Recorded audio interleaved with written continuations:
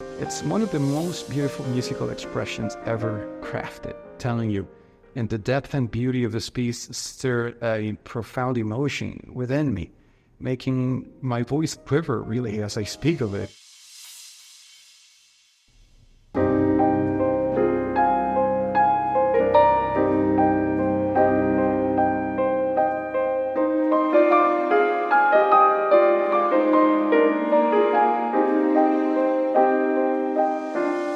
Definitely a spiritual appreciation for life's inherent beauty amidst its sorrows. That's what the best music does. A spiritual appreciation for life's inherent beauty. It's just beautiful. Life's inherent contradictions. Through Shostakovich's masterful composition, we're invited to perceive the world through the eyes of a child. We're discovering the paradoxes that define our very existence. It reminds me of things like that. That's why we do this. That's why we do music. That's why we listen to channels like this, and we spend hours finding versions of these things. I marvel at the world and how beautiful it is.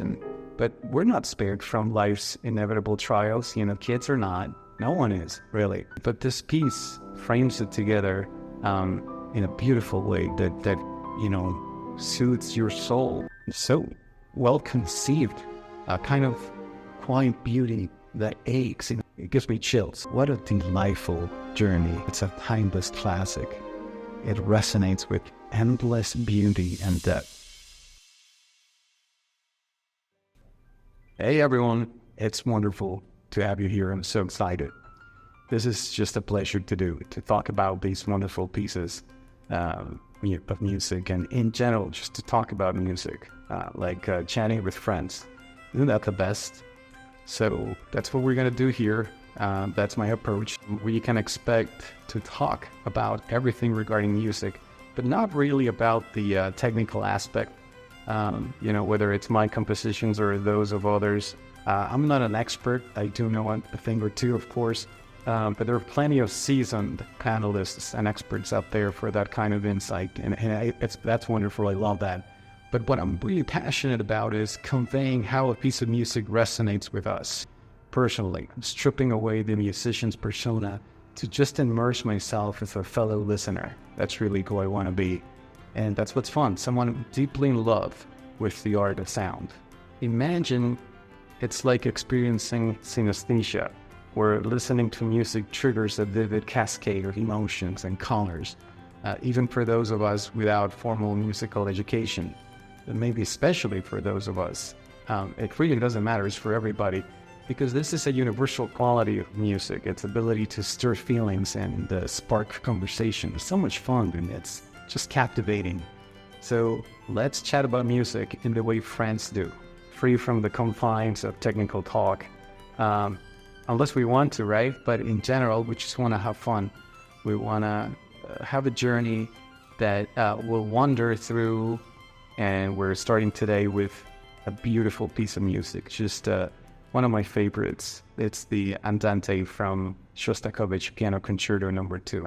So I want you to settle in for a truly special journey. We're going to be exploring this piece, the Andante, the second movement, the slow movement. This piece has held a special place in my heart for years, and I really can't wait to share this beauty with you. Shostakovich is known for his powerful works. Some of them may sound weird, they sounded weird to me, they still do sometimes.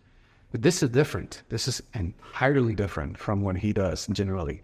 It unfolds with a deep melancholy, a kind of quiet beauty that aches in a beautiful way. It gives me chills. And the strings at the beginning introduces with a melody that sets that mood perfectly. Imagine a heart slowly breaking, yet filled with a strange grace of some sort. Obviously, my words are cheap, but listen closely right from the beginning. You can hear hints of a future climax, actually.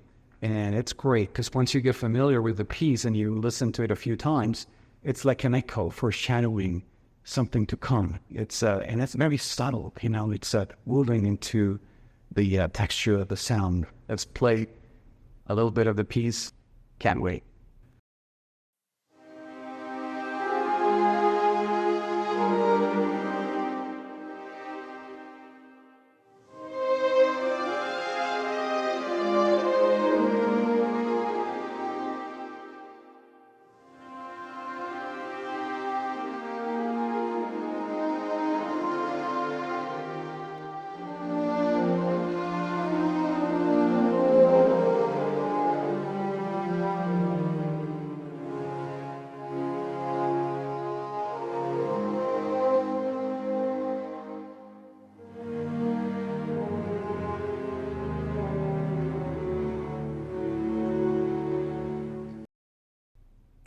That's so right. So good, so beautiful. It's surprising. It's subtle. It's right there at the 51 second, more or less. There's the first moment of genius. We're not even in the piano part yet, but the cellos, the violas, and the basses, they surprise us with a twist in the harmony already, right? And it's like a single brush stroke that deepens the entire musical landscape.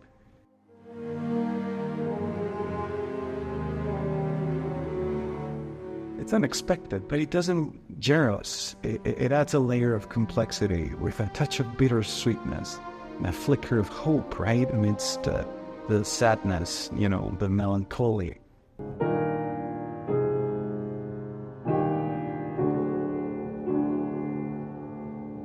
See, that's that D chord right after those two other notes and chords that are already coming down in a way that's very, very special. The slow tempo, it's just perfect.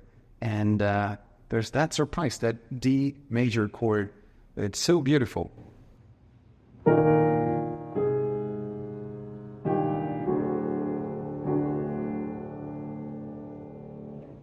Just beautiful.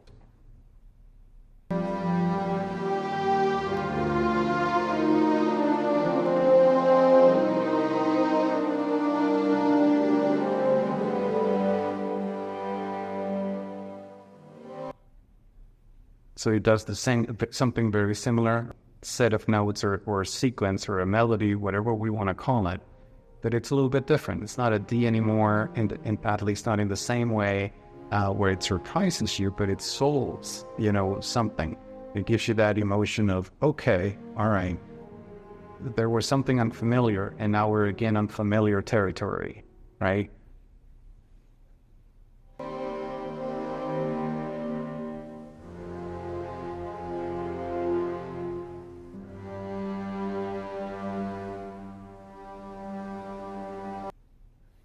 So perfect, wasn't it? So on the heels of those two moments, right, where we have that moment of genius, where we have that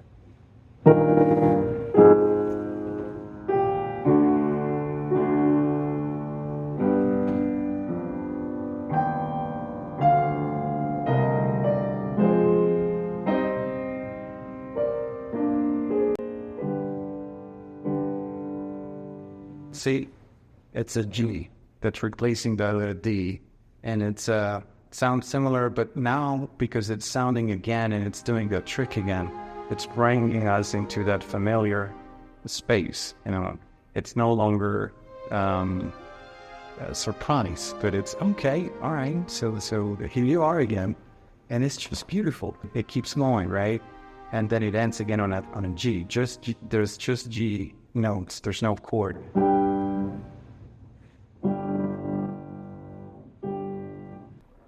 That long G note unfolds, slowly fading away.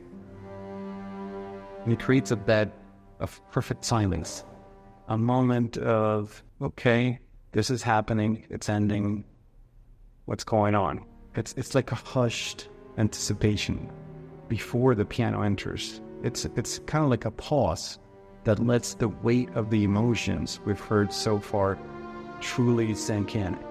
And that's just the first minute. My friends, there's so much more to discover in this piece. It's so good, it's so touching, and we need to get ready for the drop, because that's what's coming. That hushed movement, right? It's just getting us ready for the drop. Believe me, it's great. It's so special. Check it out.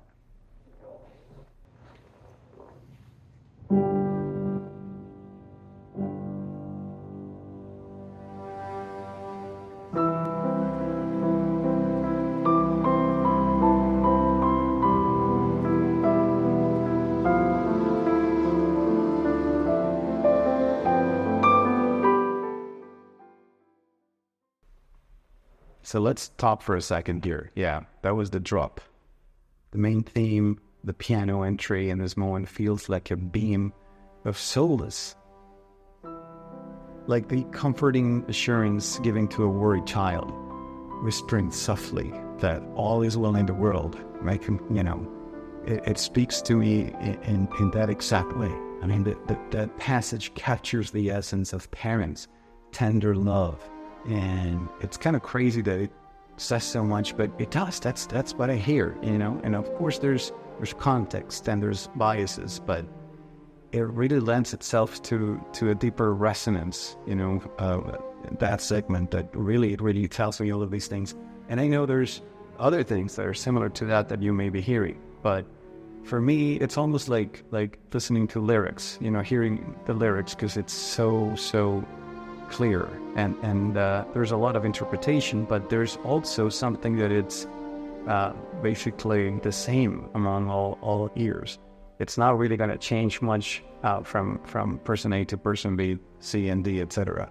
Because those notes, that drum, that tenderness, it's caring, right? You know, it's difficult to put into words, but you know what I mean. You know what the music means, you know? And the fact that Shostakovich composed this with his own son in mind lends an even deeper resonance with this segment. And you know, that's the main thing. A relatively brief section, but it's packed with significance. It just stands as the melodic cornerstone of the entire piece. So let's listen to it a little bit more.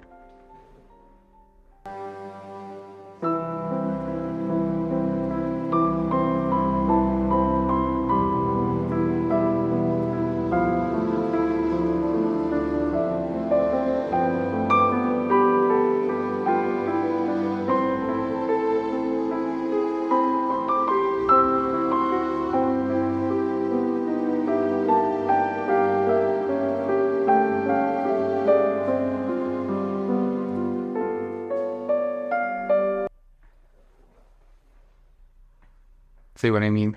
This is just special. It's so beautiful. As you let the piano guide you, pay attention to the harmonies. Notice the playful nuances brought by chromatic passing tones, those unexpected notes that weave a layer of mystery. It's a showcase of emotional richness. It's playful, right? But it's an undercurrent of deep beauty, and it's easy to see, you know, that there's different things going on. It's just, I mean, that's like one of my favorites.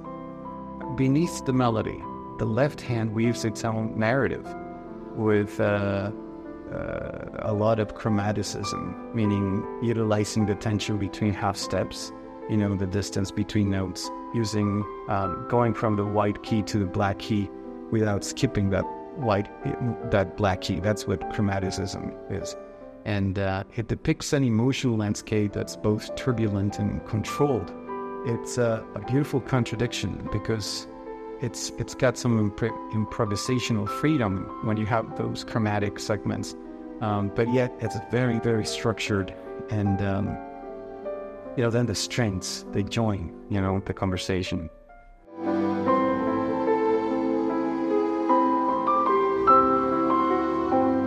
And the strings are just perfectly done. They add a new dimension to the emotional texture, painting a spectrum of feelings from tender innocence, right? But the anticipation of change too. And this passage to me is a reflection on all of that, like the innocence of childhood, and then a serene prelude to perhaps the complexities of becoming an adult. Parental love to me, a comforting presence in an often unforgiving world. And could you imagine what Shostakovich was feeling when he was writing all this music, you know, all the problems in his homeland, Russia, and there's enough going on without having to go there. But it really, obviously we're biased because of the history of the piece. That happens to everybody, you know. But regardless, you can't really put the blame on bias on this type of work, because it's saying so much, you know, it's saying so much. It's really, as crazy as it may sound, even with the bias, it's screaming of change, right? And so how this is really a prelude to, again, adulthood and the love of the parents, or at least it's a perfect soundtrack for something like that. I mean, if we put our imagination to it like I did, we're not going to end up very far from it. or maybe a similar feeling, even if it's a different narrative. If you've never heard the piece and maybe it's giving you vibes of other things, it's still going to resonate with feelings that, are not going to be that far from innocence, from that sense of innocence and everything else. What about the melody? The melody, their services here is the soul of the piece. It's introducing a theme that threads through the entire piece, embedded with echoes of sorrow, right? Na, na, na, na. But there's hopeful leaps too that momentarily lift the spirit, only to go back to that point and core. I want you to pay attention to a couple of notes on minute 134. Check it out.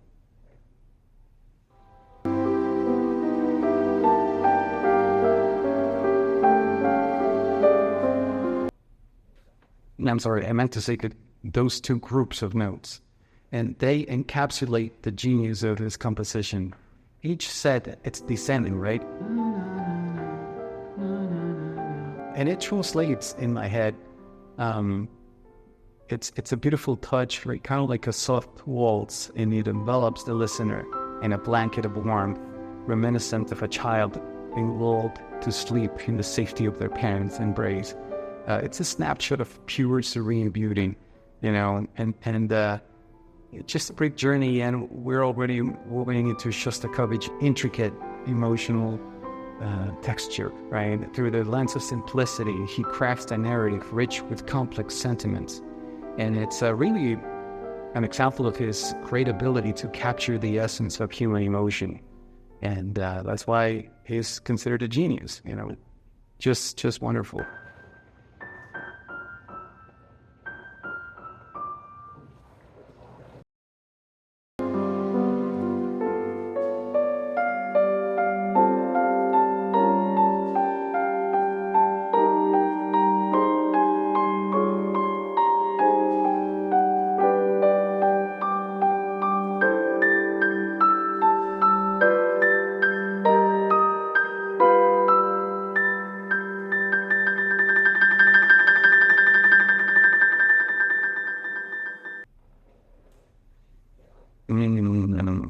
See, it just gets better and better, and you have this transition into a sort of almost like a cadenza moment, because it's almost a solo of the piano, but you can hear the French horn in the back just playing a single note, a G, and it sounds so good. It's just going on, doing its own thing, and the piano's doing its whole jazzy thing. Just beautiful.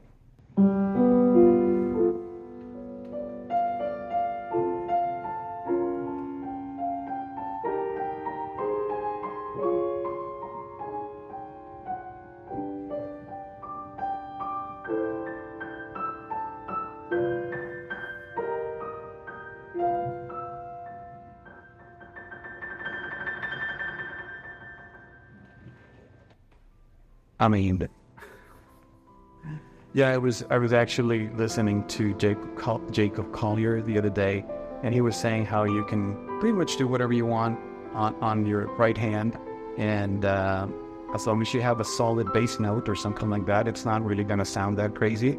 This reminds me of that, you just have that solid, that foundation, that G note, and it allows us to do this whole fantastic experimentation and branching, into different chords and a beautiful harmony, and it goes up and it's like flourishy, it's like flowers, and it finally just finishes with that trill. Just so well conceived, it's so good.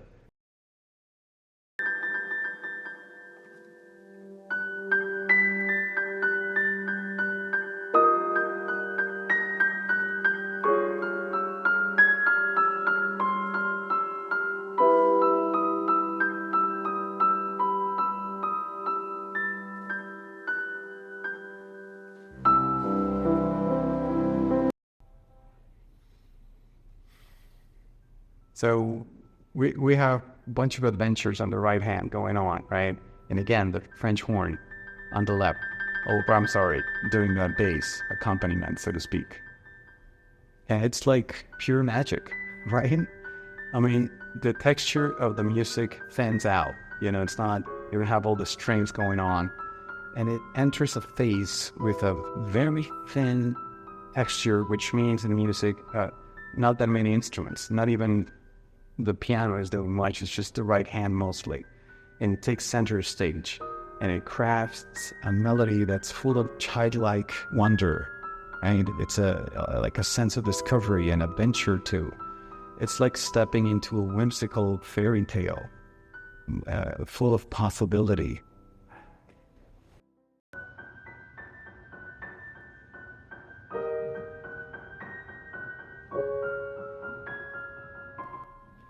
And the sense of wonder keeps going, and it's actually accentuated perfectly, beautifully. I just love it, by the single French horn note again. Haunting sound. It's a foundation, again, that it's allowing this to sound so perfectly, so playful, kind of like a parent watching the kid playing in the playground, right? And we have some touches of unexpected jazz kind of harmony. You can call them that. I mean, these chords are intervals. They use intervals, which means, the distances between notes. That might seem strange on paper, right? Especially for something that sounds so familiar. This piece sounds so familiar, right? It's like we've heard it before in another life or something. But in this context, they create a sense of familiarity and beauty, despite of the fact that they're not really what you would expect. They are unexpected, very much so. And if you listen closely to the way the melody unfolds, there are wide leaps. This is super cool, like playful jumps, right? And they're followed by descending passages. So it again was flourishing. It went up, and it finished at that flat space where we have that trill. And then it descends in passages that cascade down like raindrops, right? And again, the chromaticism going, through the half step of white and black notes. It adds a layer of perceived complexity, and that really hints at the challenges of life. It really does. I mean, it talks to me directly in that way. Even amidst the wonder of childhood. You're playing, but you're, okay, what's going on here? There's a challenge going on with these notes going down. It's starting to sound like there's darkness up ahead or something. But there's a sense of security too. That again, that single unchanging note from the French horn. It's that safe haven, right?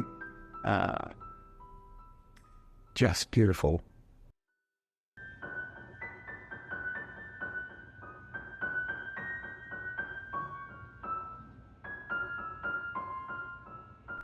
Keeps going down.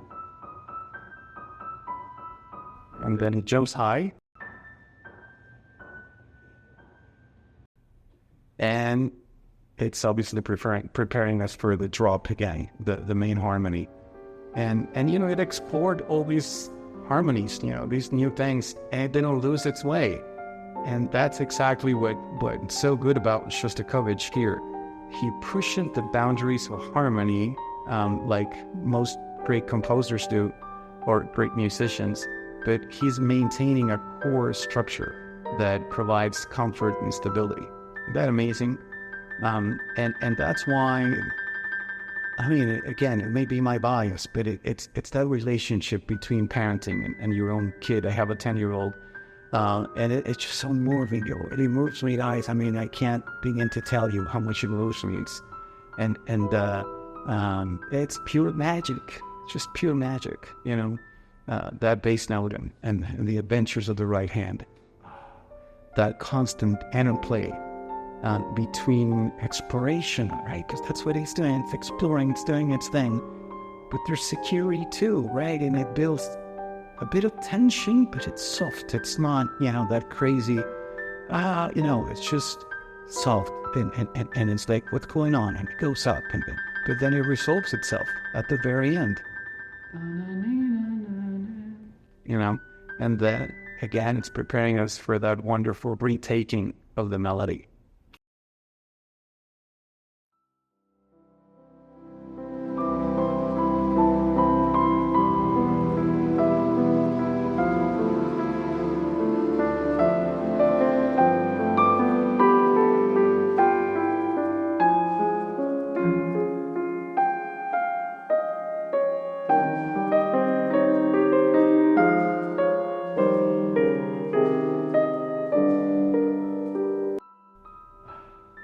So back to the familiar, right?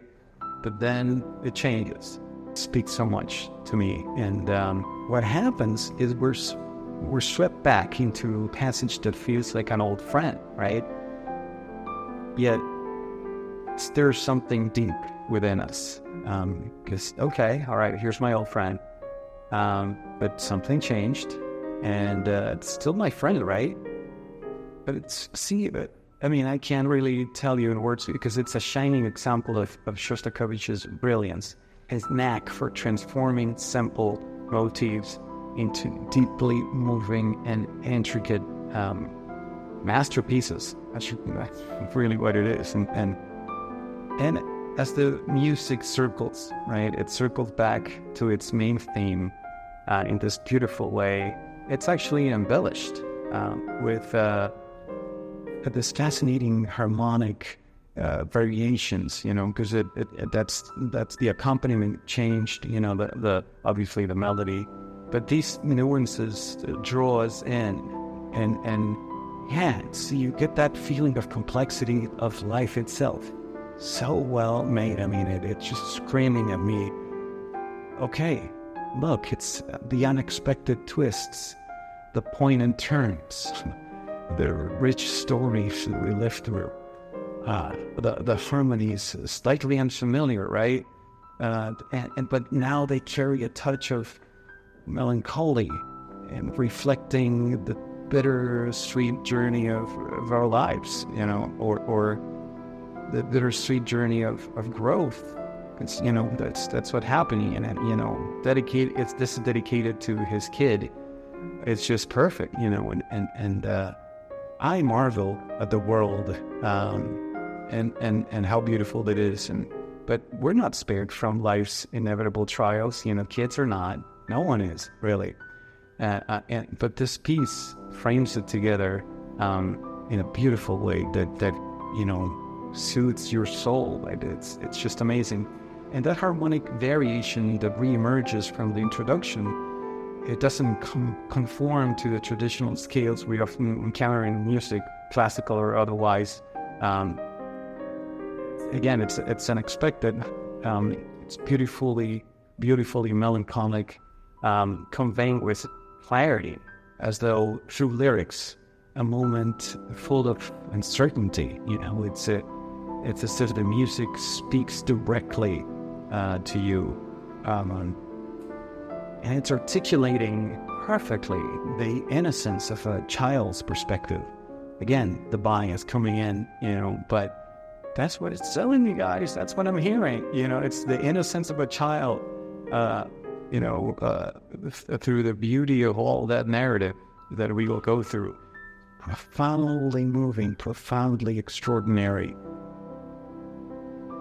And, just describing it, just about alone sends chills down my spine. It's so beautiful, isn't it? Just beautiful.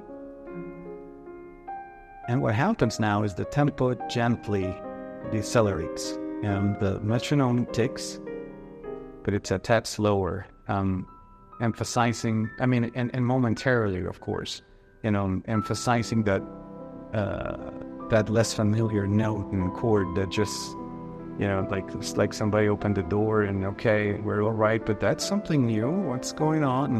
And we're going slowly because there's something new. And the pizzicato strings, they point the melody like a tiny blanket on a chillier day. Like, yeah, okay, just go, it's all right. It's signaling an impending change. I love the strings there, the pizzicato. And that's the feeling I get, like, though unsure if we're ready to embrace this shift. It's still coming, can't stop it. And the music captures this moment of uncertainty with moving beauty. And it's subtle, but it's there, you know.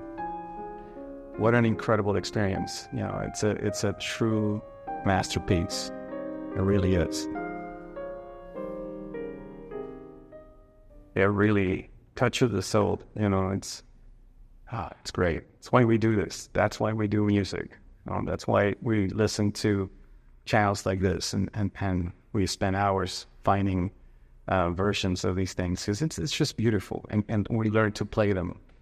It's great. Hey, let's get going. Let's keep going.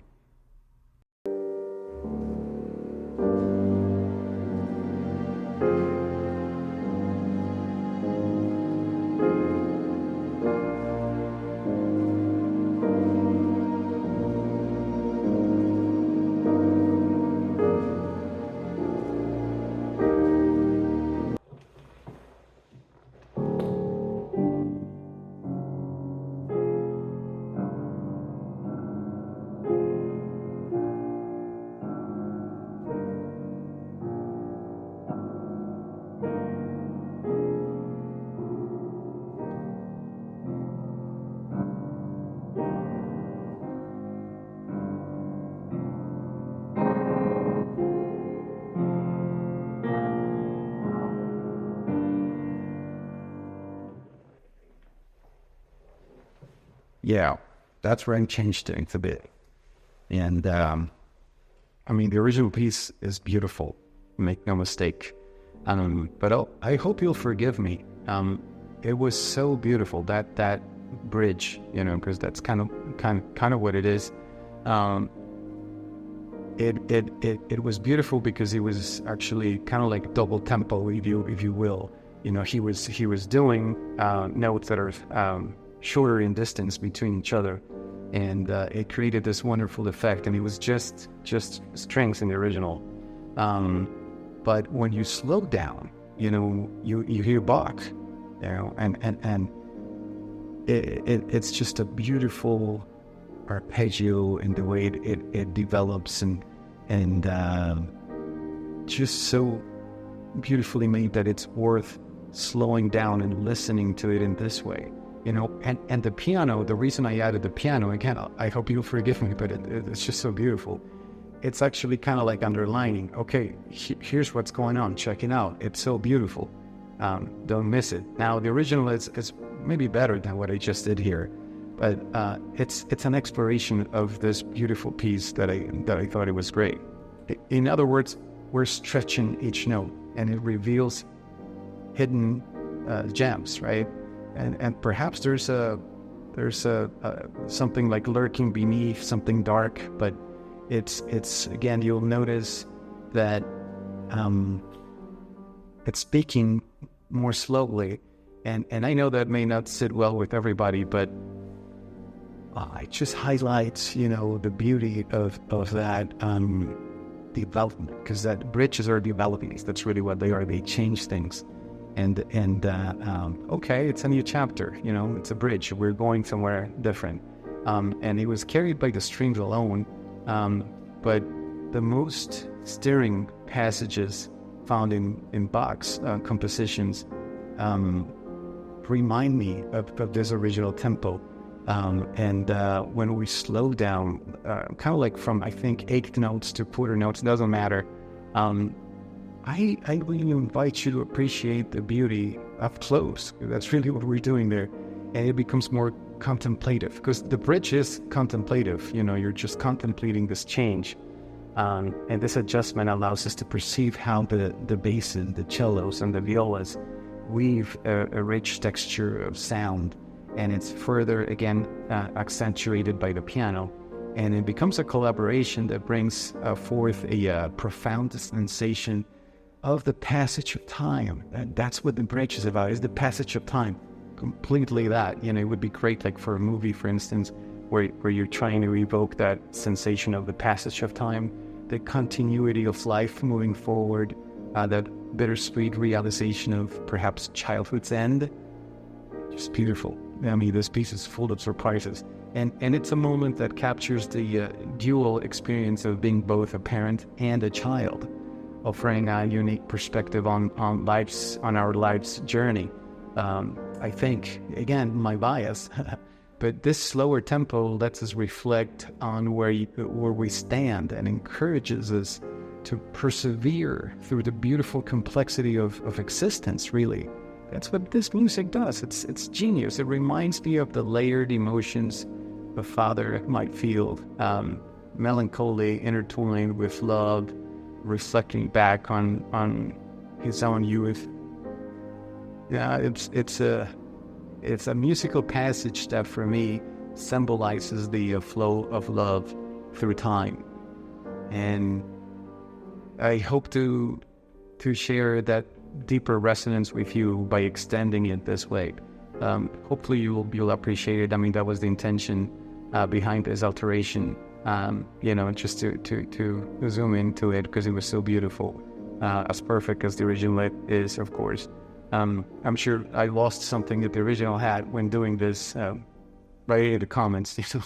I love to hear it actually, but it's so much fun. And please accept my apologies for changing it that way, but I couldn't help myself. All right, let's keep listening here.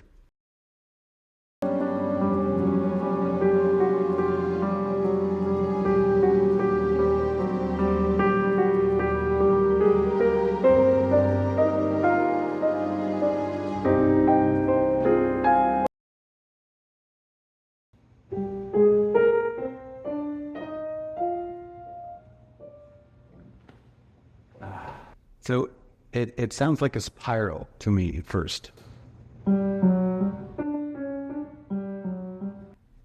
Spiral. It's a juncture. It's a mesmerizing pattern of two recurrent semitones. Very simple, but it's crafting the illusion of a spiral or a circle. And it's a striking demonstration of the composition's flawless structure, preparing us seamlessly for the impending climax, in my view. It serves as an impeccable transition from the contemplative bridge we just listened to weaving us back into the heart of the piece. And now we're seeing something different, right? That spiral to me. And the piano reintroduces those two semitones later, across two octaves, right? Like here, then here. And it provides a momentary solace from the persistent lament that we journeyed through. There's lots of laments going on here. And unambiguously calling our attention. That's what it's doing. Oh, like a bell, spiral.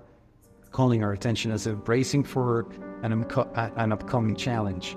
And it's clear and downward beckoning of our focus. It's heralding the most critical segment of the piece with the simple yet profoundly moving motif, those two notes. The piano with its stark resonant notes grabs the moment of anticipation, right? Almost inducing a gentle anxiety. Na na na na na na. As it signals to the listener, hey, here it is. This is pain or this emerging feeling, perhaps, of being alive, and it's needing to express something. Da na na na na na na na. Okay, ring ring, it's coming, and amid this, the string's presence is just gorgeous. Not just as a backdrop, but as a powerful narrative force. They weave a rich, tempestuous texture that perfectly complements the piano's call. And this interplay, these two simple notes and what the strings do sets a dramatic stage for what I refer to as the climax of the composition. It's a beautifully orchestrated prelude, or reintroduction, whatever it is. It's a transition that's hinting at the emotional and musical resolution that lies ahead. Like the quiet before a storm, kind of, promising a culmination that is both profound and breathtaking. Oh boy, that was a lot, right? Just for a few seconds, that was a lot. But that's what it does. And at least to me, it's beautiful. All right, and here comes the summit.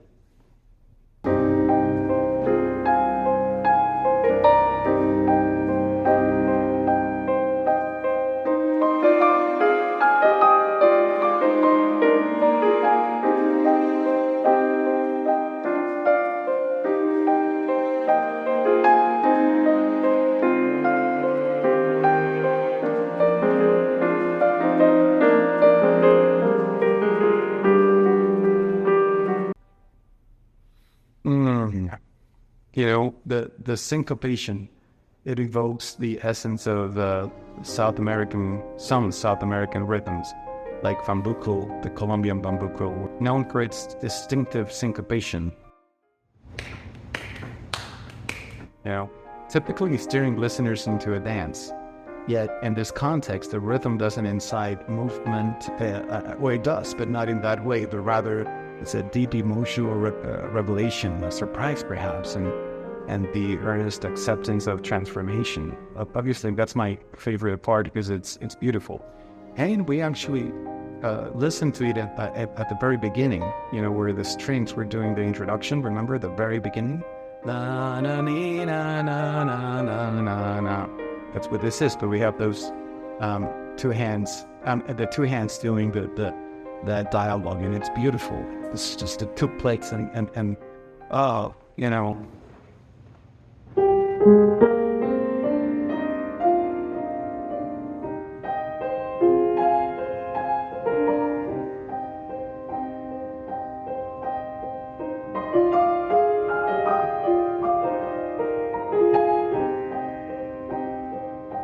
That's it.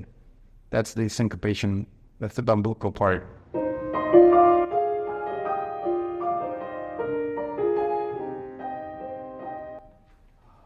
So beautiful, just masterful. And, it's got a powerful sense of deja vu. It's echoing, again, the strengths, like I mentioned, but the piano, it's doing the same thing, but syncopated, so it gives us that sense of deja vu. But breathing new life, not as a weird thing, but breathing new life into that original melody.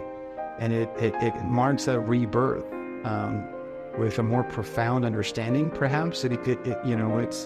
It's richer. That's the word. It's richer. It's bringing something new. It's like mixing something and it's perfect. It's like it's surprising. It's an emotional revelation, but perhaps acceptance, right? That's the biggest thing, and that's why it has to be the summit of the piece, the climax. It's acceptance. Beautiful, so wise. Okay, we're gonna accept this, and it's different now. We've changed, and it's just fascinating. The structure at this point is fascinating. The left hand, it's adhering strictly to the time signature's rhythm without deviation. But the right hand, what I was just playing a second ago, ventures into tuplets. So it's cramming more notes into the designated beats, but only on the right hand, but not on the left hand. So it creates a captivating paradox, very rich, and it's a delicate dance between conformity and rebellion kind of thing.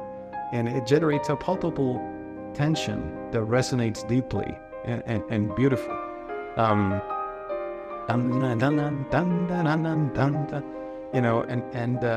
Underlying that syncopation, this section brings a stark realization: life's inherent contradictions.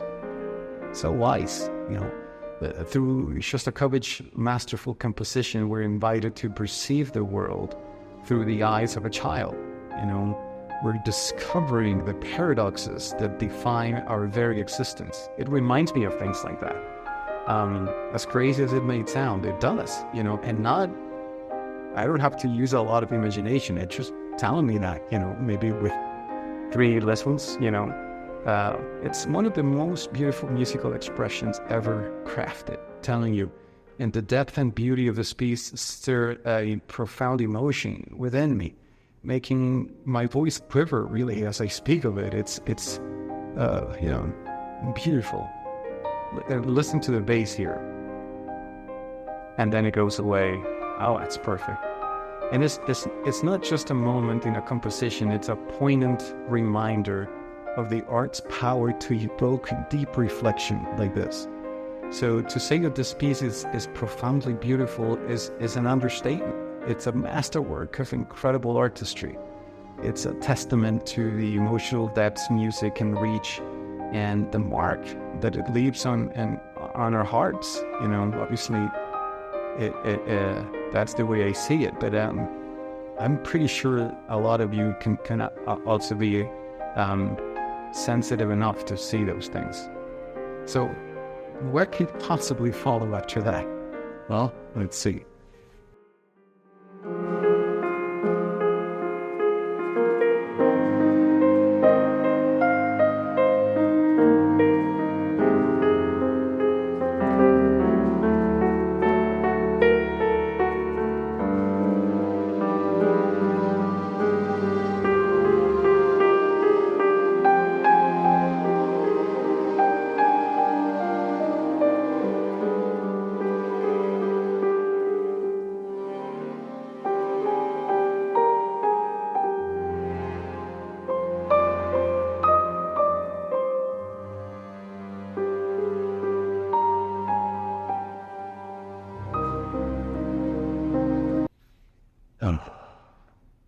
And we thought we had already gone through the best of it. See how it developed that moment? It's amazing. So after witnessing such a captivating display of beautiful, artistry and the climax of the piece, this happens. And it's serene perfection, right? It answers beautifully.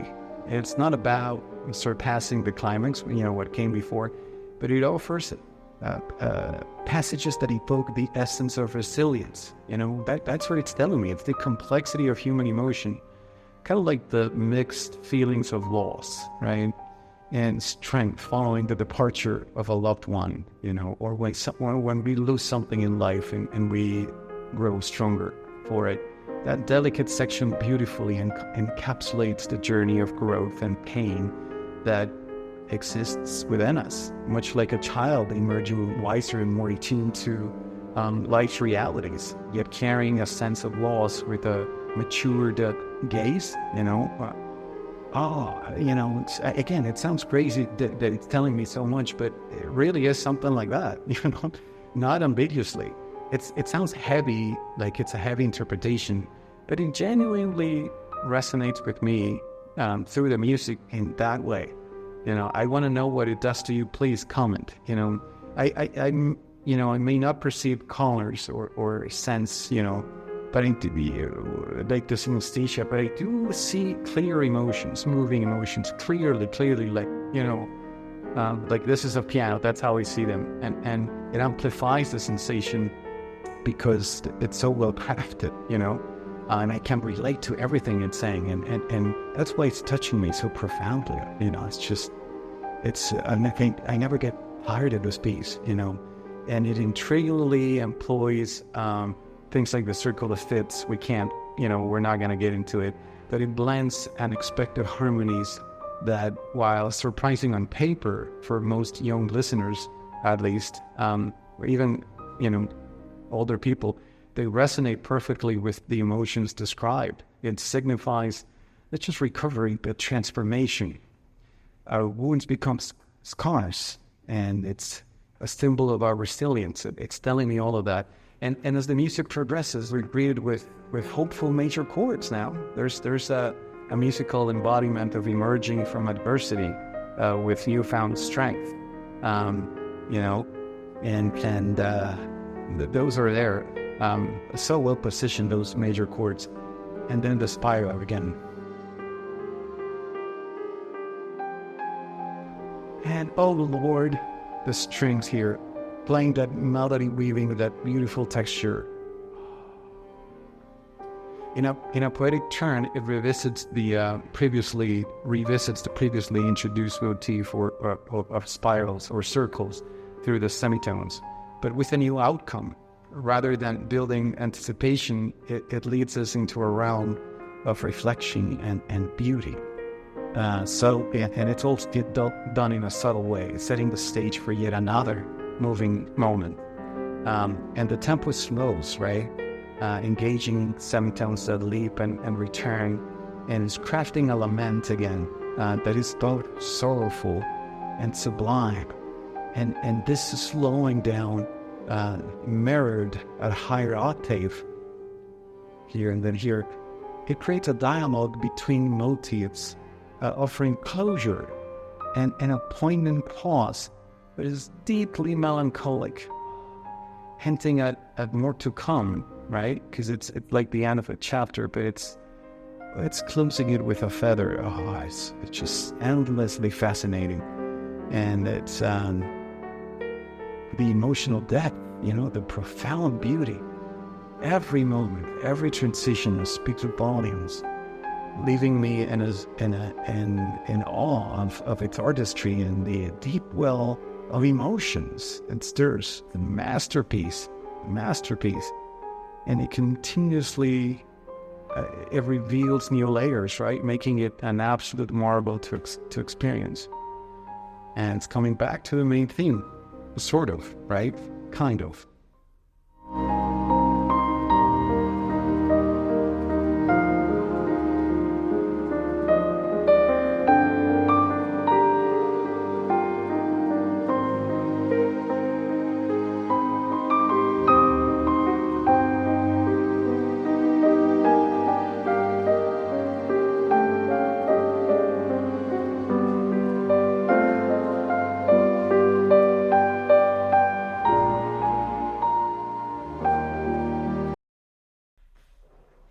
So it's the main theme, but it's a modulation means it's the same distance of the notes, but in a different place, in a different octave, in a different scale.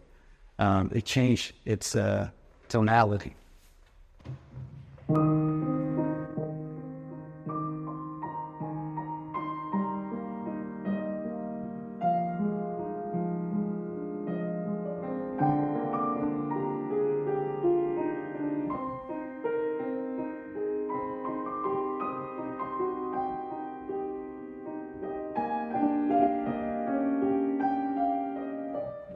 Those two groups of notes, again, those are laments, and it's just beautiful. This modulation of the main theme, it's veering into the somber hues of a definitive minor sound. It carries a depth of melancholy far surpassing previous iterations. And the strengths they're crafting a lament that is just so profoundly beautiful. It's a section that doesn't signal the closure of this emotional odyssey, but rather it introduces the primary theme anew through a perspective filled with not just melancholy, but a profound, almost, or not even almost, definitely a spiritual appreciation for life's inherent beauty amidst its sorrows. That's what the best music does. A spiritual appreciation for life's inherent beauty. It's just beautiful. And this interpretation, again, it talks to me to how a father might reflect on his love for his children, or a mother. It captures on an intensity of emotion so overwhelming it borders on paralyzing. Yet within this overwhelming time, there is a recognition of its necessity, a confirmation of life's intricate balance with its challenges. And precisely at 5:08, a stark and powerful ascending melody emerges, contrasting sharply with what follows. A series of descending notes divided into groups. As usual in this piece, we hear that a lot, and that concludes the passage beautifully. And I want to talk about that. So this technique, a swift ascent, followed by a more prolonged descent, wrenches the heart, with its effectiveness. Only reminiscent, perhaps, of the emotional impact of Tchaikovsky's Pathétique, right? Particularly its fourth movement. It's a masterful touch, concluding the segment with a poignant blend of the sorrow, beauty, and reflection, right? Wisdom. Just beautiful. And interestingly, this transition into a warmer yet presently unheard section is actually marked by an absence of preparation, because he's been preparing us for the next bit over and over again. But that's a departure from the pattern established earlier in the piece. This lack of an overt lead in to the next phase actually enhances the beauty of the transition, and it speaks a lot. It's the metaphors are enormous, because it leaves us unguarded for the warmth that is to come. In a way, it's a brilliant narrator's choice, emphasizing continuity and the endless flow of emotions. It's setting a perfect stage for the unfolding of the next segment without preparing us for it, because it just kind of like kept going, and especially that last bit, and this moment is steeped in melancholy yet so beautiful, stands as an example to this piece's profound depth in the complex texture of human emotion. It weaves it perfectly.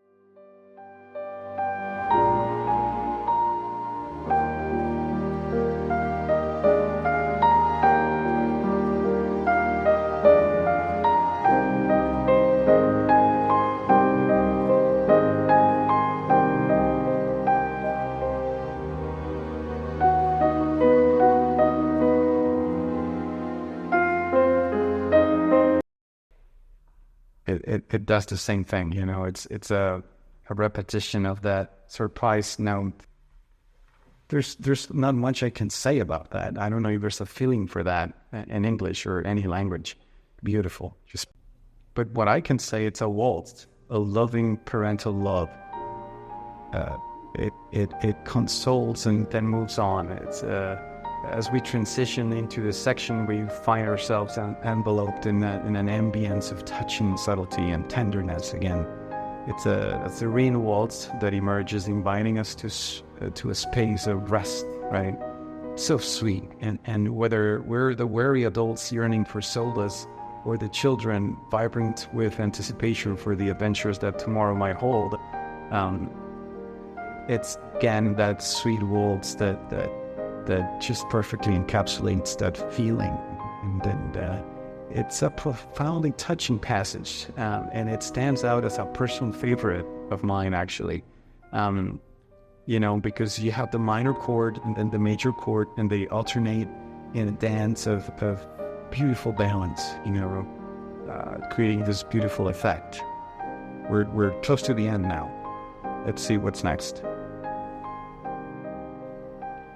I don't know if you noticed, but the alternating minor and major chords with precise timing, underlined by a melody and harmony so tender and soothing, it brings tears of healing, obviously tears of joy to the listener. It's as if the essence of parental love has been distilled into music perfectly, resulting in this segment of overwhelming beauty.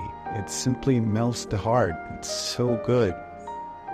And, after that, the piece introduces descending arpeggios that resonate like questions, undoubtedly, marking a transition from kind of sadness to acceptance, and that's just genius, the fact that it gives you that feeling of acceptance. It's warm and contemplative, and it's beautifully answered by the cellos and the basses.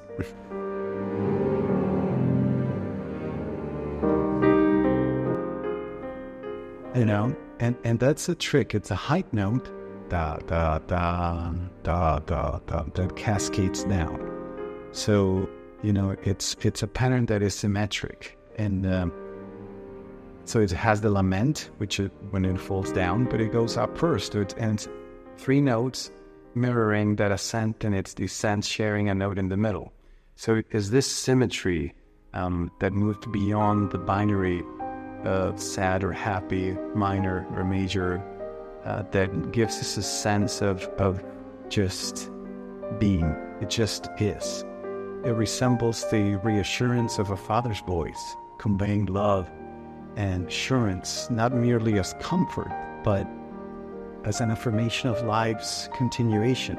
It's almost like the divine poem. It's going to be all right. Let's move forward. is this moment of wisdom that transcends consolation, offering a matter-of-fact embrace of life's ongoing journey. It's so beautiful, and it encapsulates the profound and understated assurance of what really is love's resilience. That's how special this piece is. It's just a genius, pure genius. And then the end.